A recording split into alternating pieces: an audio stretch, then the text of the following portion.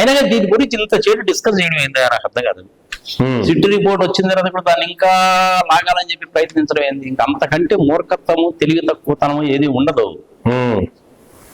చంద్రబాబు నాయుడు గారి సంగతి దేశంలో అందరికీ తెలుసు. అమిత్ షాకి తెలుసు, మోడీకి తెలుసు, నితీష్ కుమార్కి తెలుసు, స్టాలిన్కి తెలుసు, మమతా బెనర్జీకి అందరికీ తెలుసు. వీళ్ళందరితో కూడా ఆయన ఎక్స్పీరియన్స్.